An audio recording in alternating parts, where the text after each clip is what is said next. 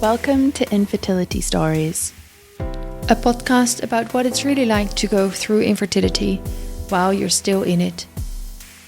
Hosted by us, Miriam and Elise, two women who became friends through years of trying to conceive. Coming up on today's episode. If what I'm so afraid of is time passing, then what if I just accept that time is going to pass and this is going to take a long time? It's always this question, like, is it going to be worth it if I invest this time in it? Is it going to actually make my chances of conceiving bigger or smaller?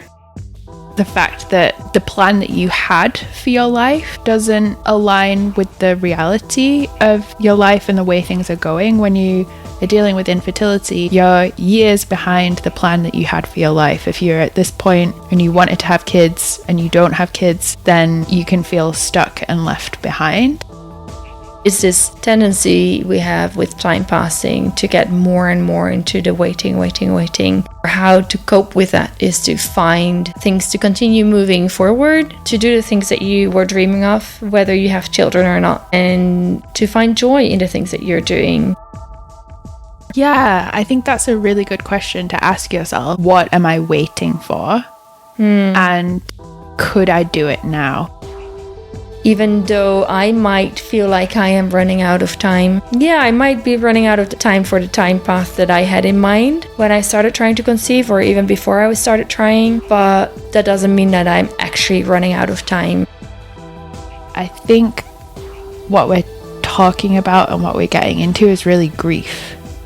It's grief of lost time, that's something lost that you can't get back.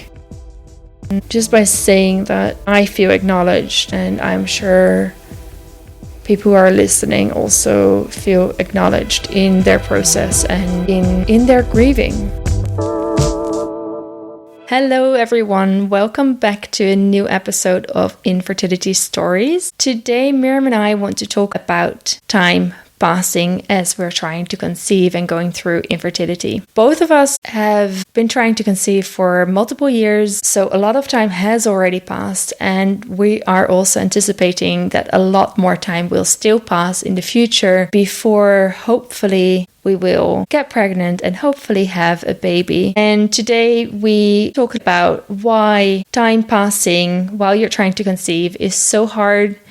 And we will also share some techniques or strategies that we have learned along the way and are trying to learn to cope with the passing of time. So, Miriam, do you want to start by saying something about where you are at right now and why you feel like this is an appropriate topic for you at this moment? This topic really stood out to me in particular recently because I realized that I had this moment when I got the results back from my MRI showing potential deep infiltrating endometriosis and adenomyosis, along with uterine fibroids that are potentially impacting my fertility as well. I realized that I was trying to calculate an action plan that would get me to pregnancy as soon as possible. How soon could I get surgery? How soon within the surgery recovery time could I start doing a hormone suppression so that I could do a round of IVFs? And you're just trying to do all of the calculations to figure out what's the soonest I could possibly get pregnant while navigating all of these different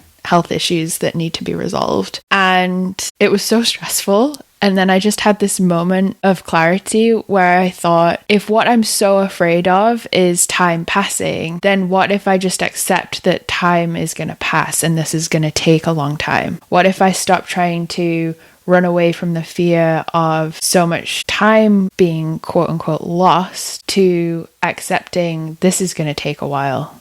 And I'm open to a miracle happening, but what I really need to prepare myself for and accept is this could take a while, and it's already taken a while. As soon as I accepted that, something shifted, and that's sort of what I want to talk a bit more about today. What about you? What's coming up for you with time passing at the moment? For me, one part is we are just approaching our 4-year anniversary of trying to conceive, if that's a thing. I was recently thinking about that. Maybe we should in some way celebrate that. I don't know how to say that, but like take some time for it. So that's one part. And then also, like I was sharing in the previous episode, I have decided to take some time off trying to conceive. And I'm still not sure exactly what that's going to mean, but I assume that at least for a couple of months, I don't want to try. And I have considered stopping for 6 to 12 months, which, if you're trying to conceive, is a very long time. So it did make me think a lot about time passing and what that means and whether that's good or a bad thing. So let's talk a little bit about why time passing is so hard when we're trying to conceive. And the first thing that I just wanted to mention is waiting is hard. So if you want something, if you really hope to achieve something, do something, reach something, and you have to wait for it, it can even be like Christmas. If you love Christmas, waiting for Christmas can be hard. It can be long. Yeah, that's what I was thinking of as well. Being a kid and having to wait, and it can feel interminable. Like, it's really difficult, even as an adult. Yeah, so even that on its own, just waiting for something that you want, I just want to acknowledge that on its own can be hard. Yeah, that's it. That's the end of the episode. Waiting is hard. But yeah, it's waiting is hard. And then there's so many other elements that particularly make the waiting of infertility extra hard. I mean, the first thing that came to mind for me on this was, for some reason, especially as women, we're constantly being drilled in this message of our biological clock and the difficulty of conceiving in older age. And so as more years go by, there is this sense that the more time passes, the harder it is going to be to achieve the thing that you're trying to achieve. Yeah, it's such a paradox, isn't it? Like, it oftentimes resolving infertility takes time, and yet we're being told that the more time passes, the harder it's going to be. So that is a real tricky element. It's not like take as long as you need. There's no end to the amount of time that you can take. Yes, it's possible to conceive in older years, but it certainly does become more difficult the more advanced in age you are. So that just feels like an unavoidable, inescapable paradox with infertility and waiting in particular. Yes, and I think there's one paradox in there as well, where because we are afraid for time to pass, we are looking for quick fixes. We are looking for and willing to try the things that can resolve our infertility within a couple of weeks or maybe a couple of months. But things that might last longer, such as a complete treatment plan for endometriosis, it lasts longer and it might be more effective, but because we are afraid for the time to pass, it's always this question, like, is it going to be worth it? If I invest this time in it, is it going to actually make my chances of conceiving bigger or smaller? It's good to be aware that fertility is declining over time. At the same time, the fact that something is true for a big group of people is not the same as it is true for you or me as an individual. So you or me, we might be more fertile now than we were 5 years ago, or in 5 years, we might be more fertile than we are now. That's actually what we are hoping for. So the other side of aging for me is more like what happens once a child is born. And so some of my fear with time passing is also like, will I be young and flexible enough to adjust to the change that is happening after a baby is born, to manage the nights without sleep or with little sleep? What happens if I want to have multiple children? As I age, I also get more aware of what that might mean for the timeline of myself, but also my children, how they will grow up, how long we might have together until I die because of old age. So as I get older, there might be less time that I will have with my children. Yeah, but I will say on the individual level of myself, I feel like I'm dealing with health issues that kind of compound or make me more prone to things like chronic fatigue and other health issues that feel like they will impact my ability to be as energized and present for my kids as I might have been able to do when I was younger. I guess in most cases, when you are 35 or 45 compared to when you were 25, you're going to be a different person, and that will bring certain qualities and that will bring certain disadvantages. But yeah, you're very likely not going to be the same parent you would have been when you were 25, just because you're not the same person either. Yeah, absolutely. And I think this kind of connects a little bit to one of the challenges with time passing is the fact that the plan that you had for your life doesn't align with the reality of your life and the way things are going. When you are dealing with infertility, you're years behind the plan that you had for your life. If you're at this point and you wanted to have kids and you don't have kids, then you can feel stuck and left behind. But then other people around you, your peers, your friends, might be at different stages of parenthood, and that can be really challenging too. Like, I'm thinking about, for example, one of my best friends who had her daughter when she was 24, and I'm thinking about how old am I going to be when I have my child, and how old is her daughter going to be relative to my child? Yeah. So instead of this dream vision of me and my best friend having our children growing up and playing together, it's like I might have my best friend's daughter being able to babysit for my baby. You know, it's just a very different dynamic, I think, than the one that we envision for ourselves. Yes, totally. And it's also like this reminder that I could have, like, theoretically, I could have had a child now, which would be 10 years old. You notice so much the alternative realities. So with your friend, you have these parallel lives where her life went in one direction and your life went in a different direction. And yeah, it could have been you, or you're reminded that there's these different choices that we make. And yeah, we could have been somewhere completely different. Yeah. Another part about that is that where I decide to take more time, that means that in that time, there could be a lot of pregnancy announcements. There could be a lot of baby showers, gender reveal parties, babies born. Kids' birthday parties, kids getting older. Yeah, marking the passage of time and just more reminders of you still don't have a baby. Yes. Yeah, and that gives this feeling that you are behind.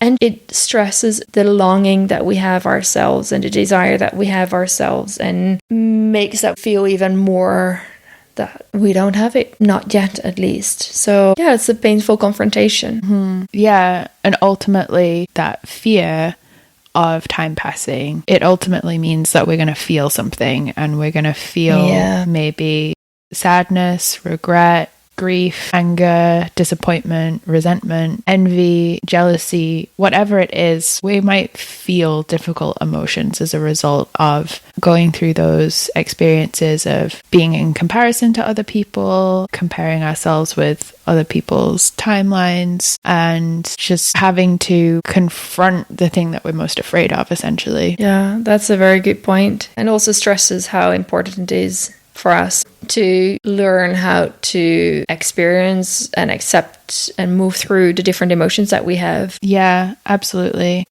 The other thing that I wanted to say about why time passing can be so difficult is a little bit different to what we've discussed already, and that is the fact that if you are dissatisfied with your current life in some way, and you are seeing having children as a way of resolving that dissatisfaction, or you are putting something off because what if I get pregnant and then it will be difficult to do, or it might derail the plan or something like that, then the more time passes, the more that you're in this situation in your life of dissatisfaction and potential unhappiness. So I'm thinking, for example, of if you're unhappy in your job, and if you're in a country that gives you a long maternity leave, for example, then I definitely know people who have seen that maternity leave as great. I can not have to do my job for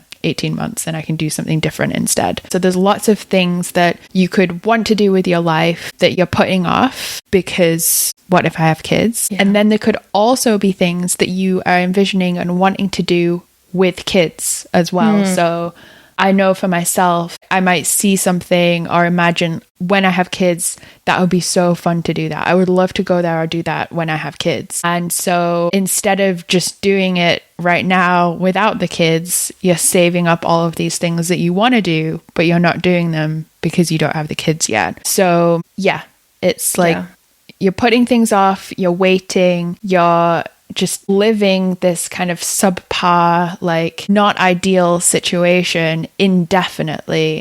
And I'd say the more unhappy you are with your life in general, the harder infertility is, because you are often seeing conceiving as the escape route from the unhappiness that you have in your life. And it just compounds and makes it so much harder to go through. Whereas if you're feeling happy and satisfied and content in life, then the idea of, well, this might continue indefinitely, then it's like, okay, I can cope with that because I'm happy in general, apart from this one thing that I'm missing. But other than that, everything's good, so I can keep going. So I think that that is one thing that I've noticed, certainly, is that the more unhappy I am with my life, the harder infertility feels. Yes, definitely. There's nothing to balance it out if you're unhappy in different parts of your life as well. And then, especially if you are unhappy because you have postponed things or put things aside or hoping that you will get pregnant, it stresses again how much you've given up to get to something that you are not reaching. So as time passes, these things accumulate that you give up of yourself, of your goals, of the opportunities that you have, hoping that you'll get pregnant. And then if you don't get pregnant, then it just stresses again that it's not worth it. So you become even more dissatisfied, I think. So it's this circle that you're stuck in. Yeah. And for the things that you're putting off in waiting for having children to do them, it's often, I'm finding, the things that are very playful and joyful and silly. So I'm thinking, for example, of when Asha came on the podcast and talked about her husband building a swing for her in the garden. Instead of waiting until they have kids, do it now. So for me, I finally just got my doll's house that I've been thinking about. But it feels very different to be a childless woman with a doll's house than getting a doll's house for your kids to play with. And so I guess that's something that I wanted to talk about too, because there is a different quality to it. And I think it would be easy to put it off and just not do it for fear of being seen as ridiculous or crazy or eccentric or being laughed at.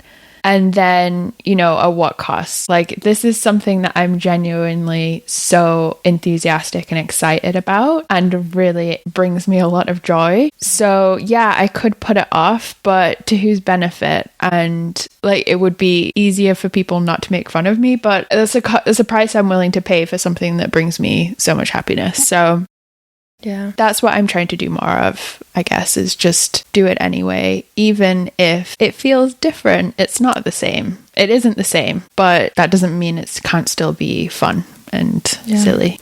Yeah, and it's obviously only part of what you want, because yes, you like the dollhouse and you imagine playing in it or with it with your child.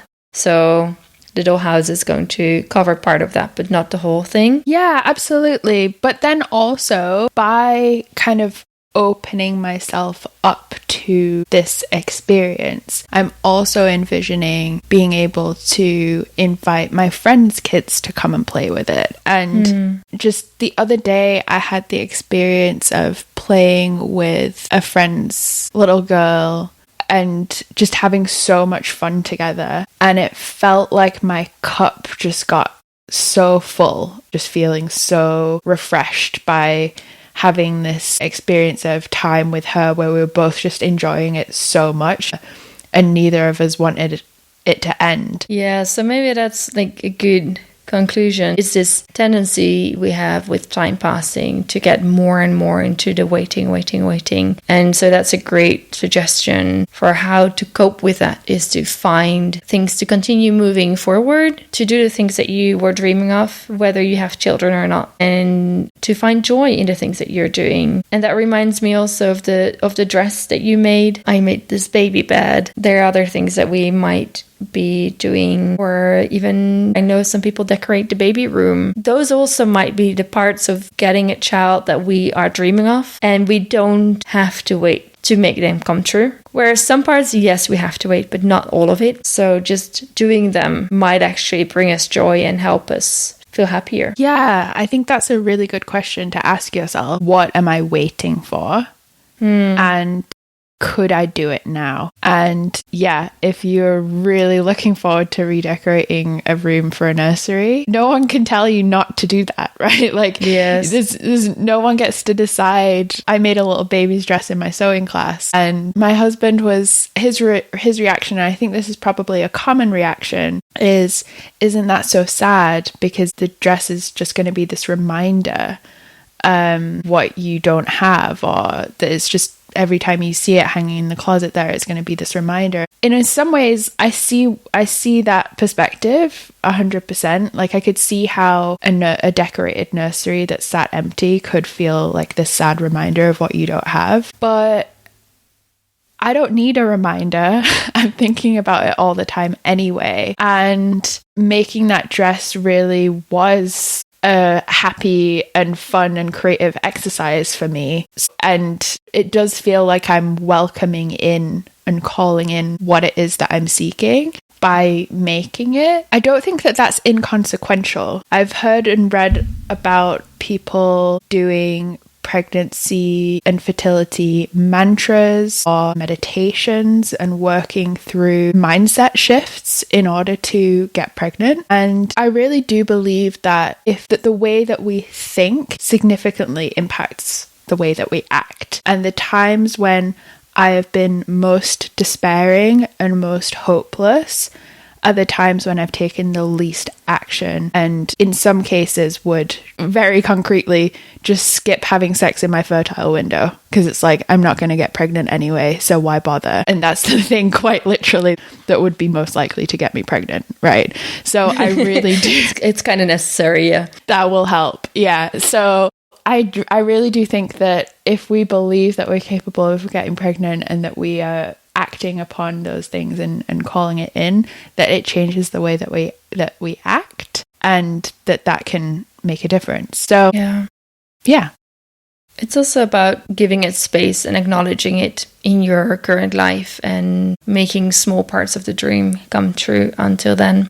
What are some of the other ways that we can cope with the time passing and make the fact that time is passing a little bit easier? For me, one of the first things is just to remind myself that my life follows its own timeline and its own path, and that the way it goes for somebody else is just not the way my life is supposed to go, whatever that may mean. For me, another thing that was quite relevant recently as I was thinking about taking a break is, in my mind, if I take a break, that means I will have a successful pregnancy later, and to realize that actually might not be true. So let's say I take a 6-month break now. I might be pregnant or have a successful pregnancy next summer. If I continue now, it also might be that my first successful pregnancy is next summer.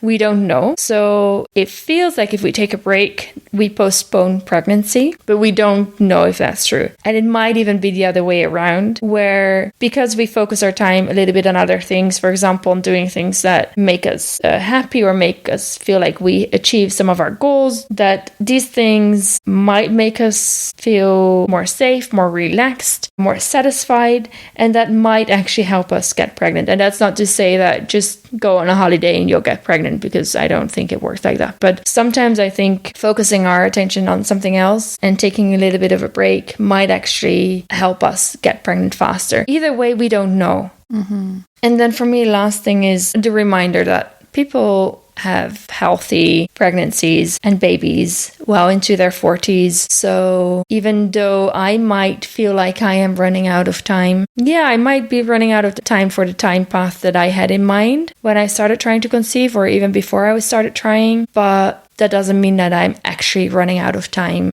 Yeah. One thing that's helping me with that passage of time and the fear around the decline of my fertility or my health and ability to care for a child is focusing on just trying to be as healthy as I possibly can. And even though that's really difficult, it is something that is within my control in a way that my ability to get pregnant is not quite so much in my control. And that helps a lot in feeling like there is a difference that I can make there. And age doesn't have to be so definitive when we're making healthy life choices. Those choices obviously can't eradicate the passage of time, but it can make a difference to eat really well versus not eat well, or exercise versus not exercise. It will make a difference in some way. Yeah, in the same way with treatment, where getting treatment might take a lot of time. Doing a protocol with a naturopath or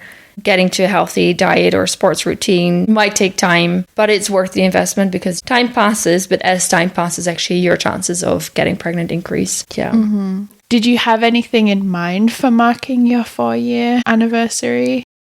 So like I was saying, it's a little bit of this weird thing because of course I'm not celebrating it, but I want to acknowledge it. And I think that's what I feel about what you're saying with this baby dress as well, or making this nursery. I don't feel like it's sad because it's not a reminder of something I want. It's acknowledging that this is something that I want and that this is something that I'm working towards. And so I think that's what I would be looking for to mark our 4-year anniversary. And that might just be having a cup of coffee and a piece of cake together with my husband and just taking some time to talk about it. It might also be something symbolic. But yeah, I think acknowledging it, that's what I'm looking for. I really like that distinction between reminder and acknowledgement. I think that's really important because some acknowledgement is kind of being witnessed.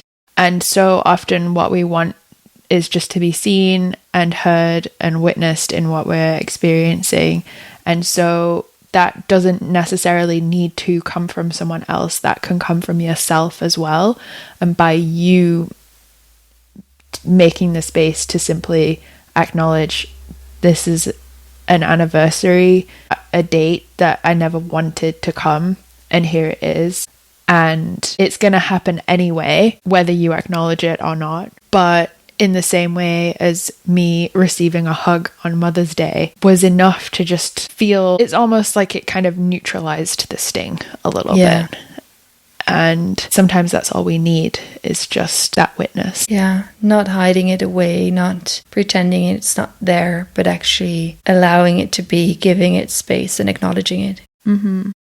Have you ever celebrated any of your trying to conceive anniversaries? No, but I dread them and I feel them coming, different time markers or anniversary dates. And I have made space for dates of anniversaries of, like, for example, finding out I'm pregnant or my miscarriage. Or, I mean, that's really difficult too as a time marker of like, this year it's going to be 2 years coming up since my miscarriage. And that's like, how is that even possible? And it's another reminder of like, I haven't had another pregnancy in that time. And I already found it difficult 1 year post miscarriage that I still wasn't pregnant, and then to get to another year and still not pregnant. So I like that idea of acknowledging it somehow, because I feel like I'm trying to run away from something that it's like the train's already set in motion. I'm going to the station. I'm gonna arrive at that date. It's going to happen, and I can try and like jump off the train or just, make a plan for when I get there. So I like that. I like that idea, even if it's just something small. Even just like writing in your diary that day or something, I think could be enough just to acknowledge like, this is the time and it's hard. I think there's a lot of these reminders of time passing throughout the year. So for me, like Christmas and New Year's Eve is this moment where you're like, okay, hopefully next year I will be here with a baby in my arms or be pregnant. And the same with my birthday, where I'm like, okay, so hopefully in the coming year it's going to happen. And I'm often very much aware of time passing throughout the year, where we've passed a date where I could have a baby this year. that together with our trying to conceive anniversary or the anniversaries of our losses or other important milestones. It's a lot of markers. Yes, and we're just reminded all the time of how the time is passing. Yeah. Yeah, I told you recently, but it's worth mentioning here that I realized the other day, I'm like, oh my gosh, I'm only 34. I thought I was 35 already and that I was about to turn 36 because I've been living in that future already for so long. And that was a wild moment because talk about living in the future. I've been living as if I'm 35 already. I'm still 34. I'm still a sprightly 34. You're so young. I'm so young. Yeah. Another thing that what you just said brought up for me was talking about Christmas. For me, that coincides with anniversary of when we started trying to conceive. So my year is very connected. My calendar year is very connected to how many years it's been since starting trying to conceive. And yeah, Christmas is or has been something that I've really dreaded with each year of trying to conceive, because the first year I thought I would be pregnant at Christmas time, and then I had the miscarriage, so it was going through Christmas, getting to the end of my first year of trying to conceive and not being pregnant. And then the second year was, and I'm still not pregnant at Christmas time. And then now with this third year, it's like, could I really, again, still not be pregnant at Christmas time? And I think because Christmas is this very child-centric holiday, the joy that young people and children bring to it, it can just feel so quiet and empty without children around that it becomes a really difficult holiday to go through with the emptiness that comes with infertility. And I have not yet found a strategy for dealing with that, and I don't know what my approach is going to be this year. Maybe one approach, like you say, is just the acknowledgement and making space for this should be a happy time. It's actually a really hard and sad time. Yeah. And just, I think that's the case for a lot of people around the holidays, where they're missing someone, or they don't have a good relationship with their family, or they feel alone, or they don't have enough money to, multitude of reasons that it can be a difficult time for people as well. It's not like just infertility, but yeah. Thank you for sharing that. That reminded me of how, I think it was 1.5 years ago, I think it was around Christmas time, I told you that I should shift my perspective to the long term. Do you remember? And I said maybe I should not assume that I'll be pregnant within the next cycle or the next couple of months, but in 3 years' time. Boy. And that was about 1.5 years ago. If I'm going to take a break of a couple of months now, that might actually become true. And at the time when you said 3 years, to me that felt like an inconceivable length of time. And we don't know, but there is a chance that we'll get to that 3 years. And that brought tears to my eyes actually to realize that it actually might come true. That's really tough, because at the time that was like the longest that you could possibly conceive of it taking, I guess. Yeah. Like the longest that you could mentally cope with imagining. Yeah. And it was longer than I could even contemplate for you and for myself. Yes. And I mean, we're not there yet. It's not like we're almost at 3 years since then. But this, like in a couple of months, it is going to be 2 years since I said that. So we're not there yet, but it becomes more realistic now than it was, or than it seemed when I was saying it. Yeah. Yeah, absolutely. I suppose just to acknowledge that I think what we're talking about and what we're getting into is really grief. It's grief of lost time, that's something lost that you can't get back. And that's what we're talking about when we're talking about grieving. I guess that's also part of aging, is that you grieve that the time is gone and it's never coming back. And that can bring a sense of grief. And that's what it is. It's an emotion or a feeling that we experience, and we can survive it, but it is hard. And sometimes it can feel super overwhelming and impossible to get through. But that is what it is. Yes, and we're grieving not getting pregnant, not having a baby, but we're also grieving the timeline that didn't happen. And then we're also grieving all the choices we didn't make or all the things we didn't do because we assumed that we would have a baby. And all the dreams, of course, that didn't come true because of that. At least not yet. So all the things basically that we discussed as what makes it hard, all those points are the points that we are grieving and we have to accept. Yeah, the years going by that weren't the way that we planned them, the life that was different than we imagined. It's all grieving. That is so true. And just by saying that, I feel acknowledged, and I'm sure people who are listening also feel acknowledged in their process and in their grieving. I hadn't really thought about it that way until now, of when I'm coming up to 3 years of trying to conceive or another Christmas going by without being pregnant, that's a grieving milestone. I hadn't thought about it that way before, but I think it is helpful to see it like that. Definitely. So on that note, I just want to thank everyone for listening, but also acknowledge everybody who's listening and going through something like this, who is trying to conceive, who is going through infertility, who maybe has experienced loss recently or a long time ago and is making milestones that they never hoped they would make. I just want to acknowledge all of you in your grieving process as well, and in this process in general, and just want you to know that you are not alone and that you deserve the space and acknowledgement to go through this, because it is really, really hard. Thank you so much, everyone. I hope this episode was helpful, and please remember to leave a review, leave a comment. We'd love to hear from you if you listen and what you're taking away from the episode. And if you know someone who is coming up to an anniversary or a milestone or has been trying to conceive for a long time, please share this with them, and we will see you in 2 weeks. Yes. Thank you for listening. Thanks, everyone. Bye for now.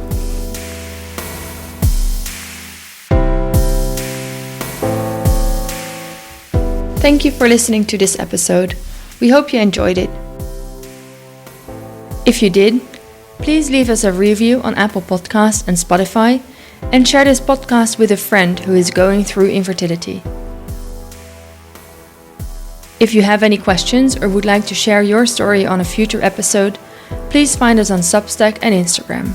The links will be in the show notes. See you in 2 weeks.